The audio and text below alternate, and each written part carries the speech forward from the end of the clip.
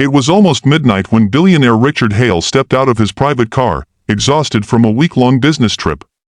He expected to find his wife, Eleanor, asleep in their warm mansion, but instead, his phone buzzed with a call that froze his blood. A trembling voice said, "Sir, we found your wife abandoned in an alley downtown. You need to come." Richard felt the world collapse beneath him. When he arrived there, standing under a flickering streetlight, he saw something that no one in the city could have imagined, and what he did next shook the entire city to its core. The alley smelled of rain and old metal, but Richard barely noticed. His eyes locked on Eleanor, his elegant, warm-hearted wife, now shivering against a brick wall, her hair tangled, her clothes torn, and her gaze distant as if she had seen something no human should ever witness. He knelt beside her, his shaking hands brushing her cold cheeks. "Eleanor, sweetheart, what happened to you?" She didn't answer. She only whispered one sentence, over and over, "I didn't mean to hear it.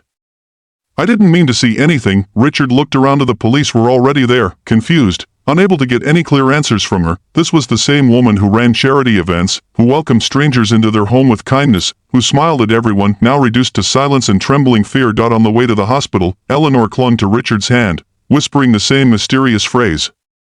Richard knew she was hiding something big, something dangerous. At the hospital, doctors said she had no physical injuries, but she was in severe shock, almost trauma-induced amnesia. Someone had frightened her so deeply that her mind shut down. Richard felt guilt stabbing through him. While he chased wealth and meetings, Eleanor had been alone, vulnerable that night, unable to sleep. He sat outside her hospital room, replaying her words, "I didn't mean to hear it." Hear what? See what? And who had done this? The next morning, as sunlight seeped through the windows, Richard made a silent promise to himself, "Whoever hurt my wife, whoever scared her, I will uncover the truth.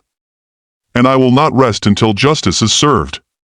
He had no idea that this promise would soon uncover corruption, betrayal, and a secret powerful enough to shake the city. Richard used every connection he had: private investigators, security footage analysts, police contacts. Hours blurred into days. Finally, a breakthrough came. A homeless man near the alley recognized Eleanor. She was walking fast, like someone was following her, he said. Then she ducked into the alley. A black car stopped. Two men got out. They talked. Then she screamed.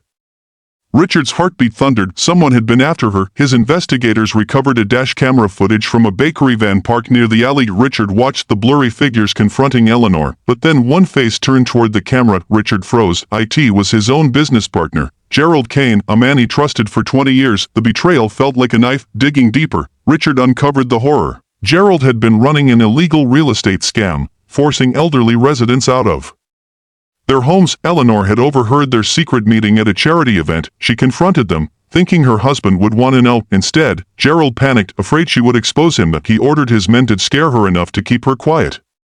But they went too far. Richard's heart burned with rage. The next morning, he walked into City Hall, carrying a folder of evidence. Instead of protecting Gerald, he exposed him. The press exploded. The mayor called it the biggest corruption scandal in a decade. Gerald was arrested publicly, screaming Richard's name, but Richard had already walked away. All he cared about was Eleanor. When he returned to the hospital, Eleanor looked at him with tearful eyes.